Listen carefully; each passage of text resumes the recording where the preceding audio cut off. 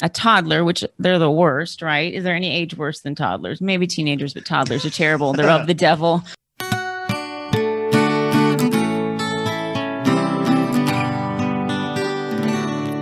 You are listening to Saints in the South. All right, welcome everyone. This is season 2, episode 80. We are Saints in the South, representing saints everywhere, and we are your source for gospel growth and good times. For those of you watching on YouTube, you can see our background looks a little different. Although we are still renovating a new studio, we have moved into it. So we are getting closer, and over the next few weeks, you'll continue to see the background change and the setup change until we get this thing finalized. So don't forget to hit those subscribe buttons and notification bells, and be sure to leave some comments. We enjoy interacting with all of you on YouTube there. We appreciate your comments and feedback. Be sure to check us out at saintsinthesouth.com, and you can also follow us on Facebook, Instagram, and Twitter, all at Saints in the South. This week, we're in sections 81 to 83, where much is given, much is required. Uncle Andrew, what you got for us this week? So here we are in March of 1832. The first presidency is getting organized, and we got Sidney Rigdon and Jesse Gause. And we'll come to learn as we talk about how Jesse Gause just didn't fulfill his part, but the Lord's work moves forward, and Frederick Williams becomes the second counselor. Well, during this time also, a month after the vision was revealed, Joseph gets tarred and feathered along with Sidney Rigdon. And a week after that big old violence, they go up to Missouri, and Bishop Partridge and Sidney Rigdon don't get along. There's some contention, and we'll learn here in 82 about the importance of forgiveness and just what the Lord has, what the Lord's work will move forward, and it's up to us if we want to be part of it or not. Very good. So we've heard the saying many times. What's the scripture in First Nephi about likening the scriptures unto yourself? You remember that one, 23:2 or something like that? But yes, yeah, something somewhere in there. It's in there. And Look it up. And you've also, especially like in the Doctrine and Covenants, you can basically insert your name, to help liken those scriptures to yourself. Well, in this section, 81. They actually physically do that, right? Mm-hmm. It's actually revealed to Jesse Gause, but then just like I said, in actual original manuscript itself, Frederick Williams crosses it out and puts his name in there. So likening like Nephi taught in the Book of Mormon, and what you were just talking about, if we just put all these names into scriptures, put our name there. And he did it in I'm assuming a humble way. He didn't say, let's sit down and do this again. He's like, no, I'll just put my name in here. We'll keep moving. Yeah. Right. Yeah. Section 81 is for all of us and for first presidency members, I like the way you say that, this is, so the Lord's purpose is for all of us. Right. And so the thing that I really like about this is that you hear so many of these, early pioneers of the church that took such great offense to certain things that Joseph Smith did, or when they received a revelation. We've talked about all these, the misspelling of a name and things like this. Frederick G. Williams had a great opportunity here, if he wanted to be like, oh, you didn't even try to give me a revelation, a personal revelation of my own. This is actually Jesse's revelation. That seems a little weird. Yeah, it's not even with us. And it's like, and you're just sort of scratching his name out, putting mine in. That doesn't sound very, very prophetic. That just, you know what I mean? Right. So it speaks a lot of Frederick G. Williams to me, just that little thing. He probably didn't even care, about anything like that, but because he was a pretty faithful guy. But so anyway, that's just interesting, to see those types of little things like that. So we don't really have much information on Jesse's joining the church, or on his excommunication, and why he was excommunicated. He was a Quaker school teacher, Quaker. was there baptizing Kirtland. And that, I think we don't know much. He was I know him and his wife. So I know they had 4 kids. Mm-hmm. His wife passed away, and then he joined the church and then got remarried. And he had some struggles too with his kids. That some people say he never reconciled with his children. Like he couldn't see his children. There's a little bit of story in there you can read. You can look up through the church about him, but there's really not much, much at all. Out of all the people, why did Joseph? He was called to be in the first presidency. Well, Jesse. Apparently, they thought a lot of him for him to be. Any of these scriptures jump out to y'all? Did y'all want to share anything with that? I've got a couple. I mean, I just really the main one is number 5. Like I say, this section is for everybody. This is what he tells them, and this is what the Lord tells all of us. Wherefore, be faithful, stand in the office which I have appointed unto you, succor the weak, lift up the hands which hang down, and strengthen the feeble knees. I was looking up that scripture, and there's some other stuff, and I think it's in Isaiah that says a lot of the same stuff here. But it says this. Marvin J. Ashton said this, and this was from Strengthen the Feeble Knees. It was Ensign, November 1991. There's a talk entitled Strengthen the Feeble Knees. And more than likely that would have been a conference talk probably because it's in the November issue. But anyway, this is Marvin J. Ashton. And he said, when Frederick G. Williams was called to be a counselor to Joseph Smith, he was given this charge, which I just read. It says, coupled with the word strengthen, it says, which is to make or become strong. The phrase led me to contemplate the meaning of these words, talking about strengthen the feeble knees. He says, early on, I assumed feeble knees meant weak or exhausted. However, the context of its use in Isaiah suggests that it may have a somewhat richer meaning, something more like fearful. In Doctrine and Covenants 81:5, the verse might be interpreted as the Lord's urging Frederick G. Williams to provide strength to the weak or succor the weak, provide encouragement to those who are exhausted or discouraged, to lift up the hands which hang down, and to give courage and strength to those with feeble knees and fearful hearts. And so as I read that again, I went back and read it again. I said, yeah, because it's already talking about succor the weak, lift up the hands which hang down, and then strengthen the feeble knees.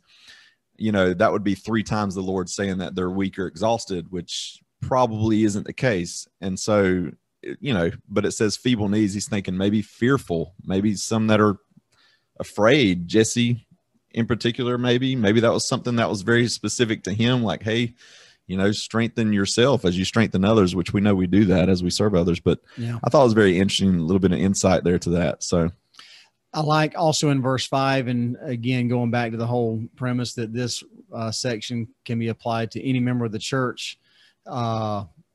Wherefore be faithful, stand in the office which I have appointed unto you. Mm-hmm. We all go through many different callings throughout our tenure in the church.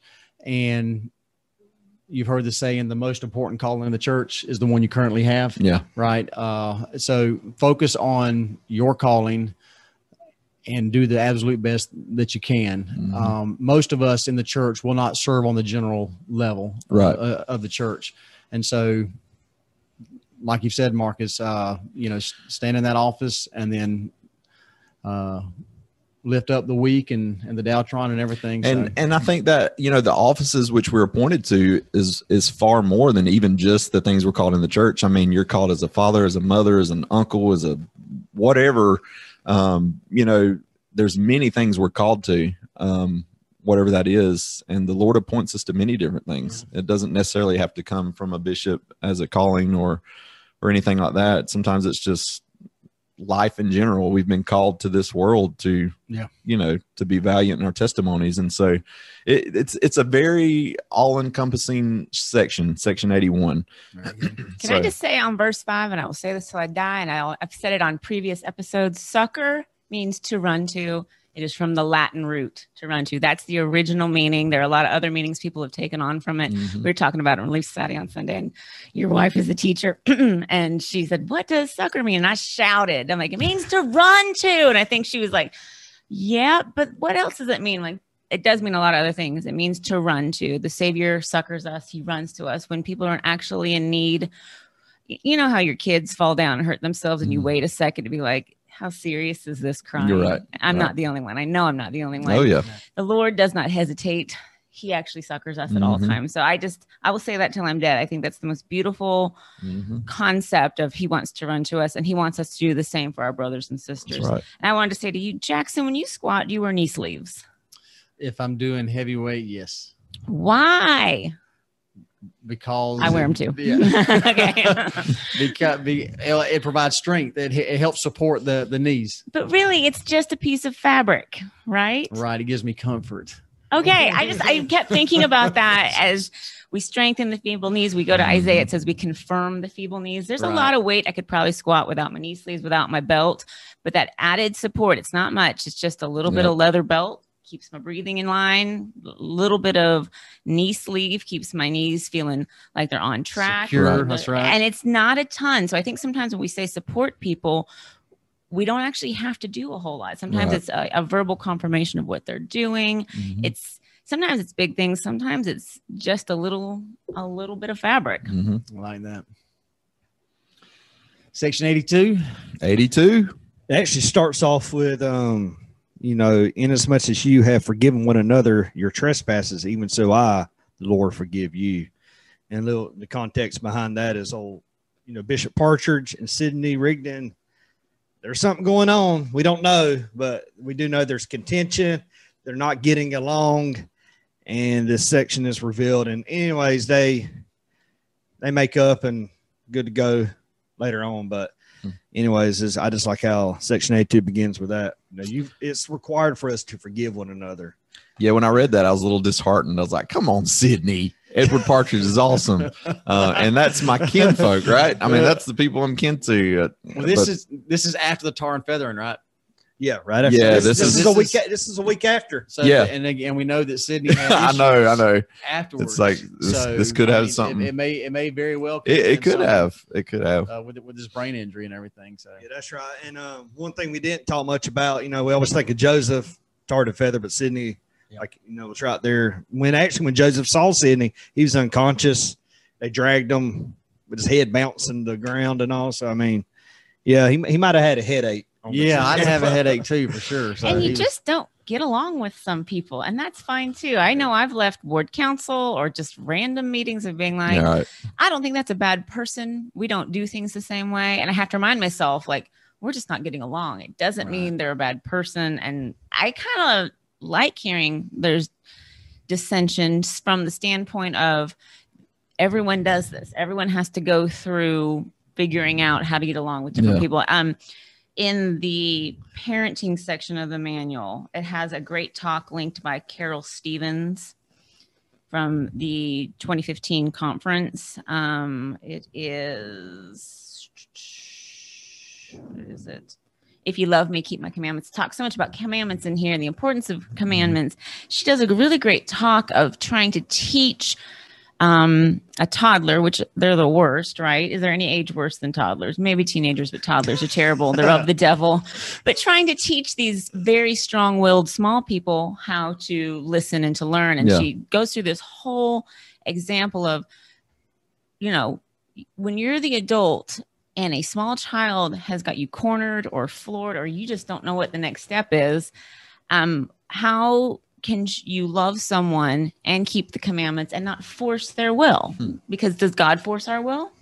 Never. No. He never does. He probably really wishes he could just be like, come on, y'all. Yeah. This is the answer. But he never forces us. So we as parents and as committee and counselor members, we have to learn how to not force people. So one thing I was thinking about, I was actually running. Some of my best ideas come when I'm running, and I am the worst runner. So, my brain is really scrambling for something to concentrate on.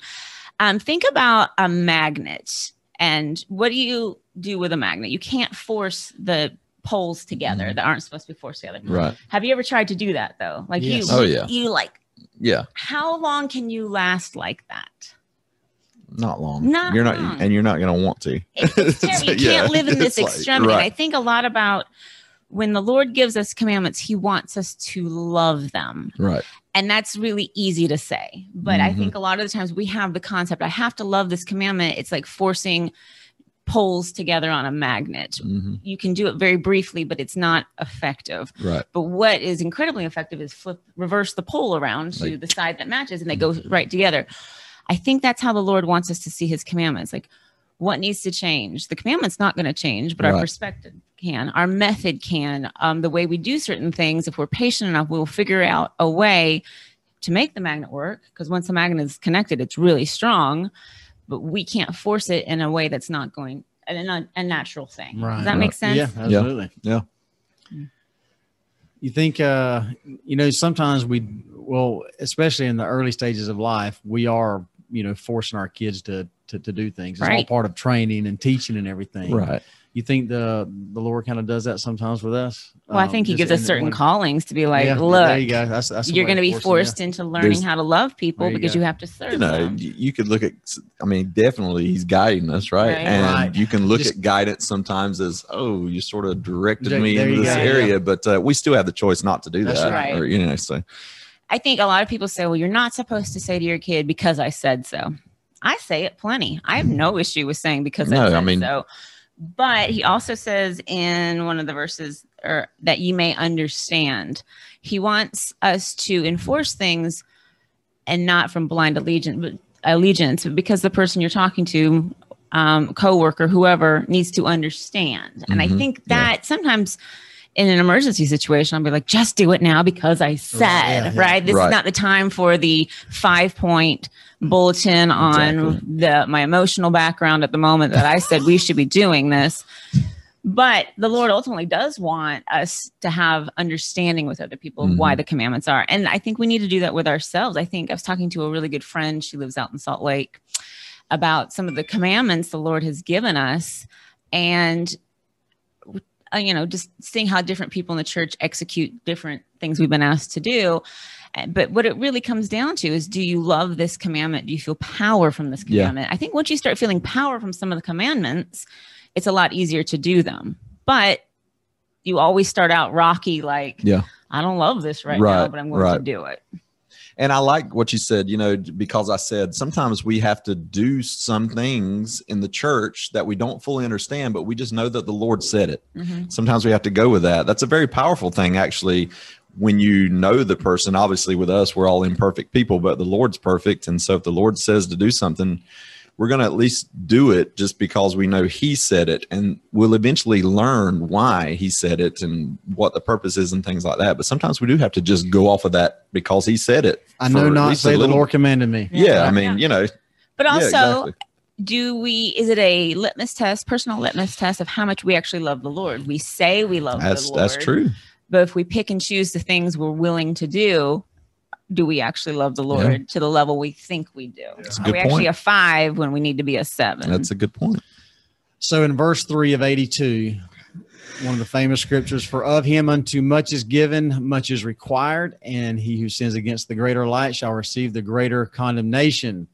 Do some of y'all just kind of want to say that ignorance is bliss, right? You can just... Oh, yeah. You remember I told the story of the seminary, the classmate in seminary that decided he would sleep all the time in seminary. He didn't want to hear anything the teacher said. He said because basically he didn't want to gain any more knowledge so that he wouldn't be held accountable for that what he knew. And I thought, in my head, well, that's pretty clever. Right. At the time, I thought, wow, wait a minute. That is what it kind of said. But then I thought, wait a minute. No, you're willfully knowing where the knowledge is and not accepting it. So that's not a great thing. So, but yeah, the more, and it just makes sense. The more you know, you hear it I heard it all the time coming. I'm the oldest of the siblings growing up. And that was the number one thing my mom would say is, you should know better because you're the oldest and you're setting an example. So it's kind of like I guess it's kind of goes along with this, because I was older and had went through some of those things, I was more responsible. That's what it felt like, for some of the things that even my siblings did, the younger ones. So it's just true. It makes sense, really. Doesn't mean that we're responsible for things that everybody else does, but you know what I'm saying? It's just when we have that knowledge and know better, obviously. Did you respond in any kind of way about your parents getting to work out the trial and error on you? as parents? Yeah, the experiment child? That's true. It's like I was the experiment. I was the one that the first I made you parents. Yeah, that's right. But yeah, I mean, taught you how to be one. Yeah. Are you worn down with the last ones? The last two, I mean, it is punishment week. Like Shark Week at our house, it's punishment week. Just kids are being really rough. But I'm actually a lot better and creative in my discipline and punishments. So I will say that. But the oldest two, I feel like we were just head above water. Yeah. But the younger two, I'm kind of like coupled with exhaustion. Like just stop being stupid. Just Hey, the creativity is really good. I've seen some of the punishments that it's good. It's good stuff. So Andrew's favorite scripture. 82:10. Yeah, I've heard you. 82:10 many times. Yeah, right across from verse 3. Don't read it. Don't read it in the hard copy. Don't read it. Say it. Don't read it. Don't look up. You better look up. Look straight into the camera. Straight in the camera. Okay. I know. It's too early in the Lord morning. bound when you do not do what I say, but when you do not what I say, you have no promise. All right. Yeah. Stole his thunder, Jack. You stole his thunder. So I'll be honest. I really learned the scripture on my mission. Bound, the verb they use in Spanish and then Portuguese similar is obligado, which means obligated. So I, the Lord, am obligated to bless you. Yep. And that's the thing. If we obey the commandments, the Lord is obligated. He's bound to bless us. Now we don't pick our blessings. We don't know when they'll come.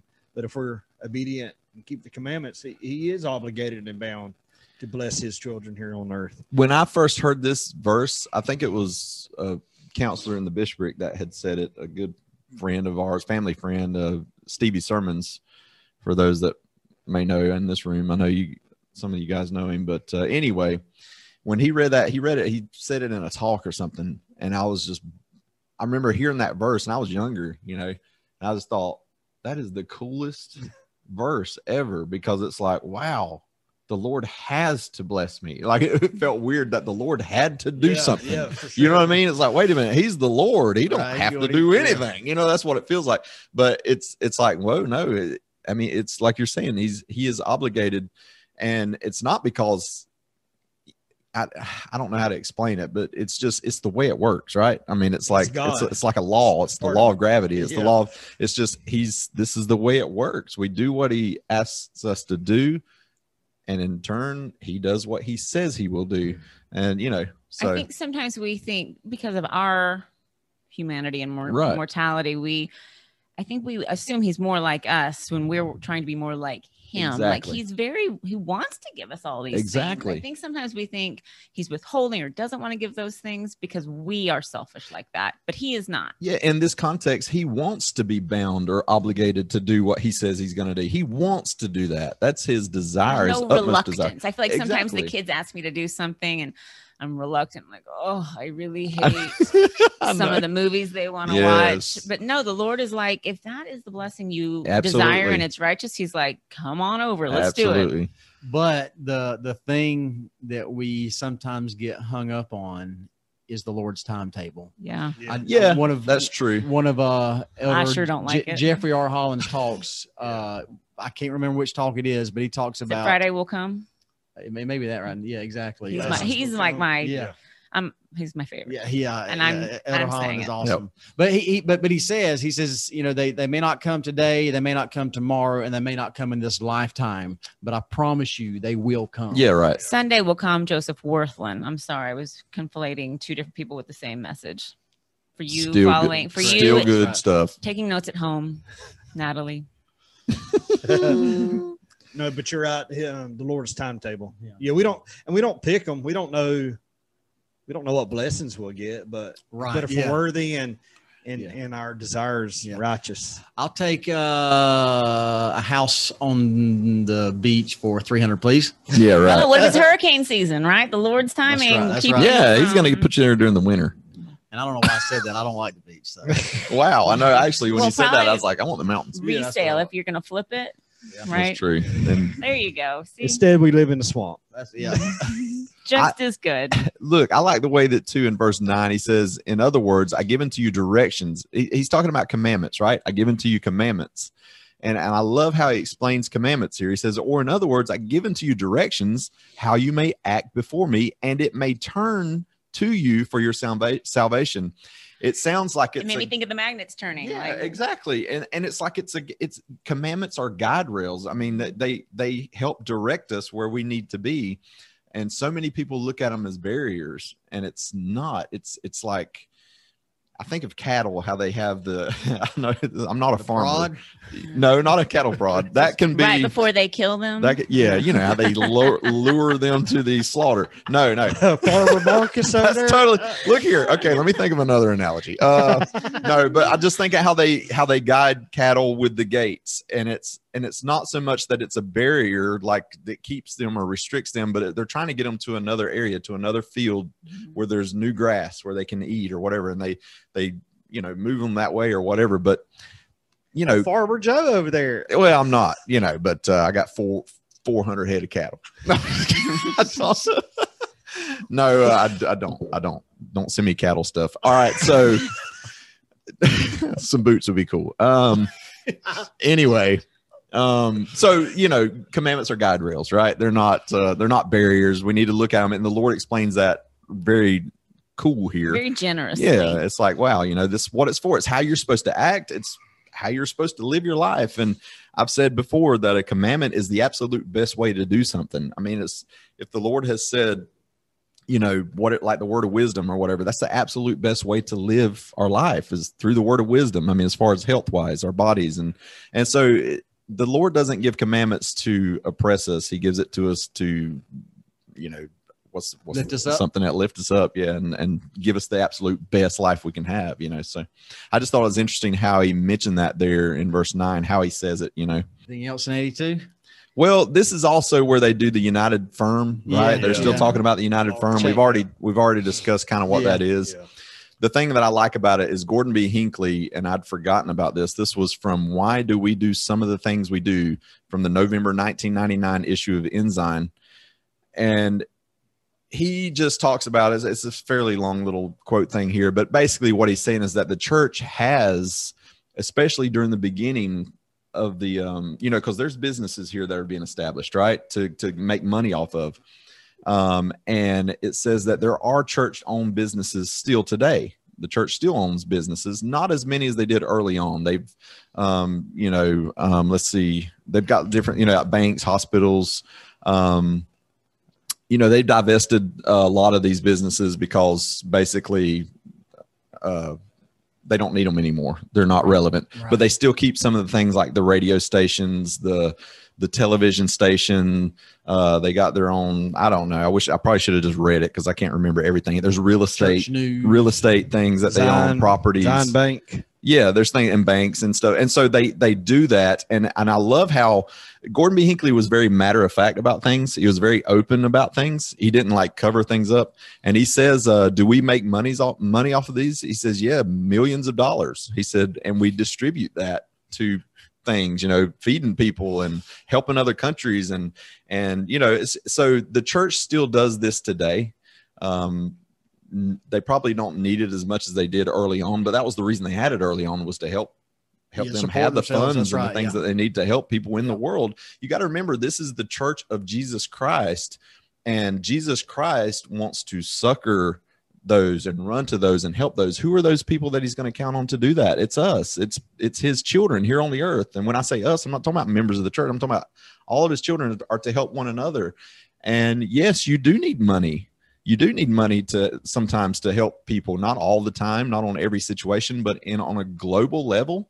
When you're talking about feeding, hundreds of thousands of people or something, you need a way to do that. You got to have a way to do that. And so this is just a smart way of doing that, so.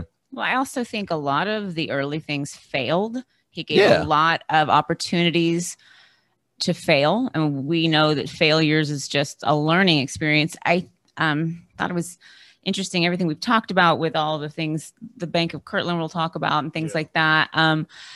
How many times have we been part of a totally average church project, mediocre to average? Not everything is, Potato Fest. I've said that before, but if you haven't heard of Potato Fest out there, y'all come next March. That's right. We'll live stream. Hey, I mean, no one else will enjoy that. Let's see. I'll be eating my cake. But We'll be doing a podcast in the corner in the back while it's going on.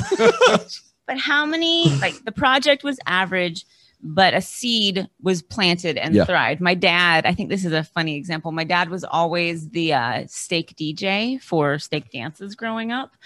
And it's the worst when he was the bishop at the same time too. So he was the bishop and the stake DJ, and watching all of my teenage church activities. Oof. And he started out rough, but he got really good at it. He was everybody's favorite DJ by the end of my tenure as stake dance queen. You're right. Yeah, exactly. But I think that's a really great example of stake dances are not salvation things, but it was just something to, it was fellowshipping. It was a lot of different things. And he developed a talent of being a DJ, but more than anything, it was the talent of learning technology, being prepared, doing all of these things, being able to engage with a lot of different people, learning what music worked. And you would think that's a very temporal talent. Yeah, it is. But also, I know it fed into my dad and a lot of other connections he made as he later was in stake presidency things. And he was in the mission presidency in that area for a long time. And that skill made him, stake DJ, right? Yeah. That made him be more approachable to a lot of other people as a result. So I think that's a lot of the things the Lord asks us. The thing he may be asking us to do, like United Firm didn't last long. All these things don't last. We're very imperfect in the things the Lord implements, but the things we can learn from them are the eternal lessons. It's that marriage of temporal and spiritual. They're both important. There's things we got to take care of temporally. We live in a temporal world right now. We're temporary. So a lot of it is, obviously we're not temporary, but you know what I mean? And so temporal things have to be taken care of as well. The Lord knows that. And so this is a great, way that it's done. This is the way he says it should be done. Very good. 83. Section 83. Heidi, you said you had some good stuff for 83. Yeah. There's some verses that talk about, like verse 5, and they're talking about children and parents and the maintenance thereof and who it falls upon. And verse 5, it says, and after that, they have claim upon the church, or in other words, upon the Lord's storehouse, if their parents have not wherewith to give them inheritances. And I think a long time ago, that was more common. But my husband, who was a lawyer, and I've mentioned this before, since we've moved here, he's actually done a lot more wills and probate planning for a lot of people. That verse makes me think, how many people are just relying on other people for their children's inheritance? Yeah. And that's not how it should work. So I asked Thomas, what are some things you think I would suggest to the average person? Because my dad's a lawyer too, so this sort of thing was always something we talked about. Do other families sit and talk about will planning at the dinner table? I don't know. Right. We also talked about excommunication a lot at the dinner table, but he was also a bishop. But Thomas said, here are the things I think people should know. You shouldn't think that the church will take care of my family. They will. Right. It can ultimately happen that way. That's not your will. That's not your game plan. Right. That everyone should have life insurance, because getting life insurance doesn't mean you're avoiding death. Because I think he deals with a lot of people that don't want to talk about their will. Like, you're going to die. Making a will does not somehow mean you're definitely going to die. Right. You already are definitely going to die. Right. So have life insurance. You don't want to jinx yourself. You're not jinx. It's not like people that say, I don't want to be an organ donor because the paramedic won't revive me. That's not how it works. That's Thomas's granny said that. Wait a minute. I've never heard that before. That's not how it works. Be an organ donor. So have a life insurance, have a will, talk to someone about what that will entails. And that's someone in your family. You've got to talk about the who's and the what's, the assets, and who is taking your children. And no one wants to say, if we die in a car accident tomorrow, who's taking our children. It's true. It's a really important conversation. And then you need to tell the people who are taking your children that you have said, would you take our children? They don't need that sprung on them too. Because exactly. Also, wait, what? That's what I got? Wait. So don't leave unfinished business for other people who don't understand what you want. You can't assume. Like, I thought of 3 people. Prince died without a will, and he was worth like $400 million. No will. And that's dumb. And James Brown died without a will, and he had like 37 people make claims on his estate. Aretha Franklin did not have a will because she didn't want to deal with it. Well, guess what? Now her kids are fighting it out. You think that your family members will get along in these situations. Yeah. You won't. Right. You won't. Right. Everyone's very emotionally charged. If nothing is determined, you don't want to be fighting over these things. You want to have really great feelings about when Meemaw dies. You want to remember Meemaw because you loved her, not because she left a probate mess for the whole family to deal with. So I just thought, well, let's talk about that on 83. These are things you need to have hard conversations now to save hard conversations from happening later. That's true. I like that. That was much needed for sure. That's right. Yeah, it's actually really good. And I'm not soliciting business for Thomas. That's actually not his. He can do those things. That's not his wheelhouse of things. But you can reach him at 912. And he will charge you, so don't ask him to do free stuff. He won't, because we have charged bills. her for this information. She had to pay for this. About 10 years ago, my wife and I got a phone call from a couple, and they asked us if we would be willing to take their children if anything ever happened to them and stuff. And it was an eye opener for us. Their children are now grown and grown. Yeah, exactly. Off the hook. It was an interesting conversation to have, and to have somebody ask us about that. It was humbling, and then it was like, wow, I mean, it'd be a tough situation, especially if you take in, 3 or 4 kids and stuff, and so forth. But that's important. Yeah. We've actually had that conversation with, there's a lot of options, in family who would take our kid. And my kids are mostly grown now. I've got one that's not an adult basically now, and that she's 14. She just turned 14, but you still have to make that decision. And there's a lot of, my wife has brothers and sisters. I've got 2 sisters, and it's like, which family, where do we go? But we had to make that choice, and we did. We talked. Meanwhile, the ones that didn't get asked right now are probably thinking, wait, he didn't ask me. I think it's bullet dodge. Maybe telling on myself here, but we did. We actually thought about that, and I don't know what brought it on. I don't know why we thought about it, but it is true. As we thought about it, it really did have in the back of my mind. I was like, is something going to happen to us? Because why am I thinking of this? Right. But the paramedic will revive you if you're an organ donor. I am an organ donor. Okay. Yeah, I am an organ donor. So, they're like, I don't know. He sprained his ankle, but he died. He's dead. It's like, two lungs. Yeah. So yeah, he has no organs in his body. But anyway, it is hard to think about. Nobody wants to think about those things. Nobody wants to talk about those things, but it's reality. Well, when I say reality, what I'm getting to is it can happen. It doesn't mean it will happen at an early age or this or that, but you got to be ready for those things. The Lord wants us to be ready. He wants us to be prepared.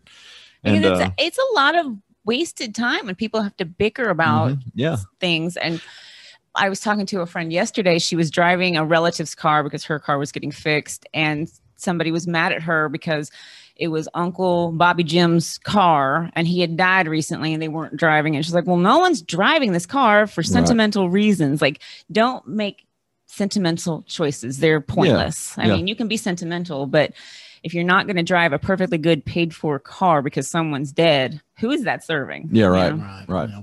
The Lord's doing that here in section 83, just like what we're talking about. He wants people to be prepared and be ready because, this is the Lord saying he wants the widows cared for. Yes, the children. He values the widows and the children because he knows their sacrifices are very important too if they lose a family member.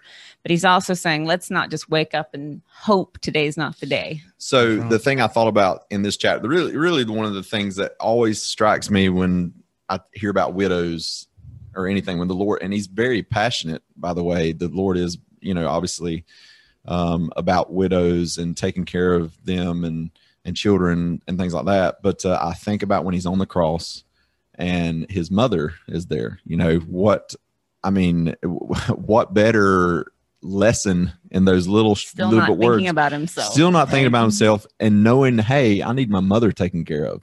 Looks to John, says, that's your mother. Look at your mother, and that's your son. In other words, take care of each other, take care of her. And so this isn't just something the Lord come up with, like saying, oh, maybe we should talk. This is something that, when it comes from the Lord, this is absolutely important to him. And so this is, it's pretty powerful stuff, really, if you think about it.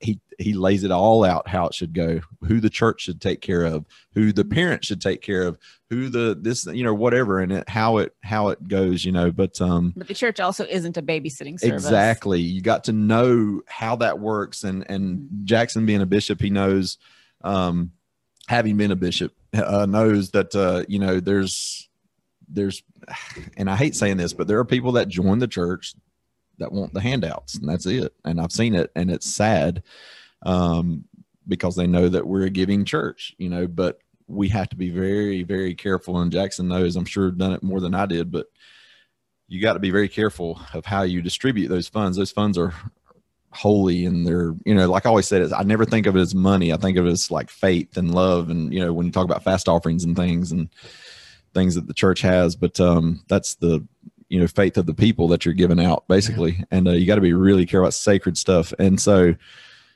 it's you got to be careful. It doesn't mean run to the church and let the church take care of you because you're just having a hard day or a hard year.